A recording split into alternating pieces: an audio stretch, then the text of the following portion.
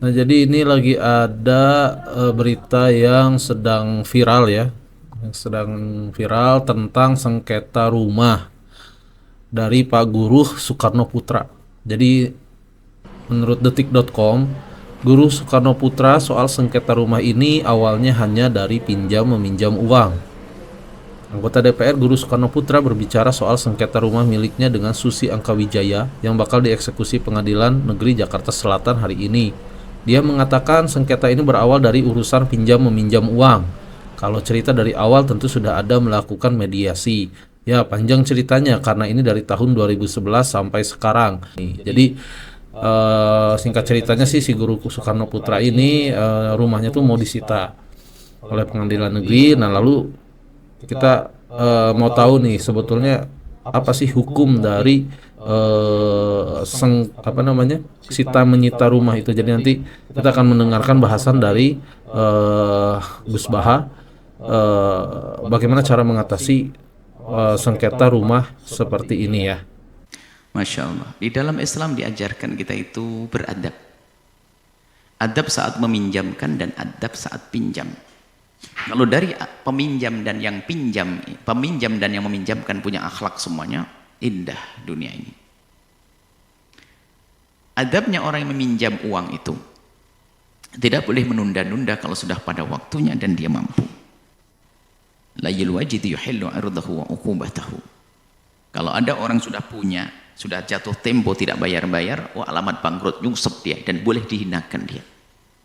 Boleh dihukum, dimasukkan, jebloskan ke apa? Karena apa? Kurang ajar dia. Wong mampu dia, enak-enak belanja ini, belanja itu, nggak bayar utang, kurang ajar dia.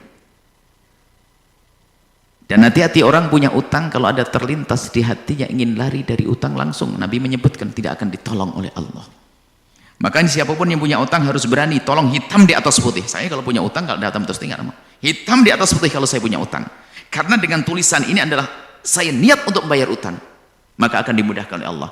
Tapi siapapun yang diam-diam dia ingin lari dari bayar utang, langsung dia lihat susah bayar utangnya.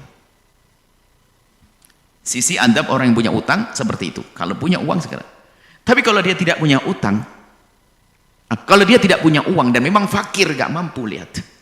Biarpun mati gak dosa dia karena tidak mampu. Sebab gak boleh dipaksa. Inilah yang harus dipahami oleh orang yang meminjamkan uang. Sehingga meminjamkan itu atas dasar pertolongan. Sudah dipangkas oleh syariat, jangan sampai kita biasa memanfaatkan kesempatan di balik kesempitan saudaranya. Sehingga, sebab kalau ini subhanallah syariat indah sekali. Kalau masalah meminjamkan uang lalu ada tambahannya ini dibuka, waduh kesempatan orang. Setiap ada orang sakit nanti ada nawarkan, Bu, perlu obat, perlu ini saya biayai. Alhamdulillah. Ibu, seorang ibu yang lihat anaknya sekarat, dia bisa ngutang baliknya berapa saja, yang penting dapat duit. Hancur dunia ini, tapi langsung dipangkas, tidak. Kalau minjamkan tidak boleh ada tambahannya, tidak boleh kelebihannya. Nah kemudian di saat seorang meminjamkan uang ini harus benar-benar karena Allah, dasarnya karena Allah. Kalau ingin cari duit tidak pinjam meminjam, tapi bisnis. Karena orang meminjam itu adalah punya hajat, maka di saat kita meminjamkan karena Allah. Karena meminjamkan karena Allah kita, meminjamnya hanya karena Allah, harus ada jaminan dong. Maka syariat memperkenankan boleh kita buat gadai. Sehingga kita bisa meminjamkan kepada orang yang tidak pernah kita kenal, asalkan ada jaminannya. Ini kan indah sebetulnya. Jaminan itu untuk apa? Untuk membayar hutang jika jatuh tempo lalu tidak bisa dibayar hutang. Caranya bagaimana? Dijual bersama dengan kesepakatan, bukan seenaknya orang yang meminjamkan uang. Loh indah. Maka artinya kesimpulannya Pak, sita menyita seperti itu tidak dibenarkan. Lalu mau dijual. Kalau maknanya adalah minta keadilan daripada mahkamah karena dia punya barang mewah banyak kok udah bayar utang, kita ajukan mahkamah nanti akan mencabut barang tersebut, mereka yang menjual lalu berikan kepada kita. Nah seperti itu. Jadi kita tidak diperkenankan memaksa orang yang tidak mampu membayar hutang untuk membayar hutang. Bahkan sebaliknya kita diperintahkan untuk memberi tempo, fanadiratun ila maisarah. Kali indahnya Islam. Kalau sudah tidak menjalankan syariat Islam, ini ruwet semuanya. Lihat. Kenapa riba dilarang itu? Karena nyekek orang kelihatannya sedikit. Tapi banyak nanti pada akhirnya. Bukan banyak di satu orang, banyak di banyak orang.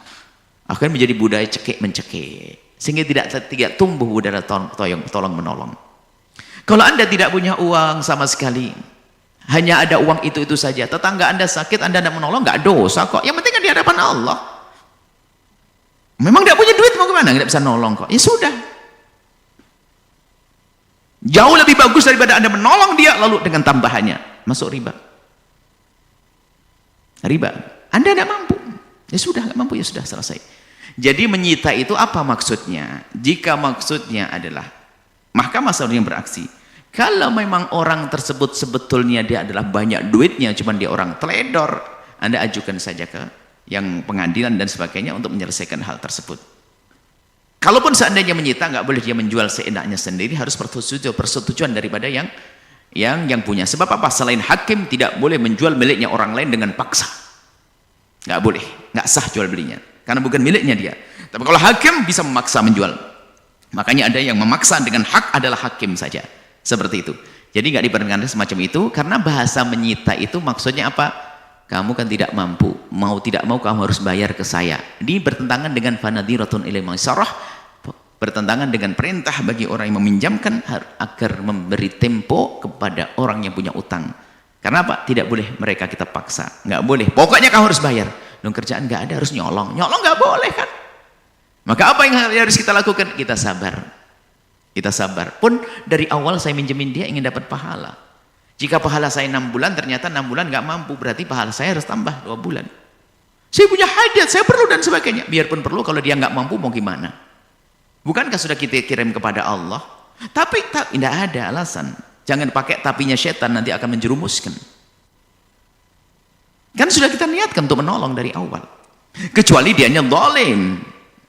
Zalim, sudah punya duit banyak, tangkap mahkamah. Yuhillu irdahu qubatu. Angkat, permalukan dia karena dia kurang ajar. Mana yang lebih kurang ajar sekarang zaman ini? Yang meminjam uang atau yang dipinjami? Orang yang pinjam uang mengatakan, waduh sulit saya cari duit di hari ini kalau tidak pakai riba. Karena apa? Orang susah cari pinjamin duit. Ternyata kenyataannya lain. Yang meminjamkan uang itu ternyata dia punya, saya minjamkan 15 orang, 10 nggak bayar. Jadi kelihatannya memang ini sama-sama kurang ngerti akhlak, sehingga apa? Yang punya duit pun jadi malas minjamkan ke seseorang. Kenapa?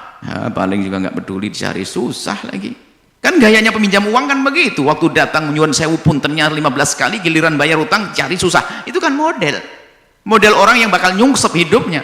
Kalau memang kita tidak bisa, tolong akhlak yang baik dong.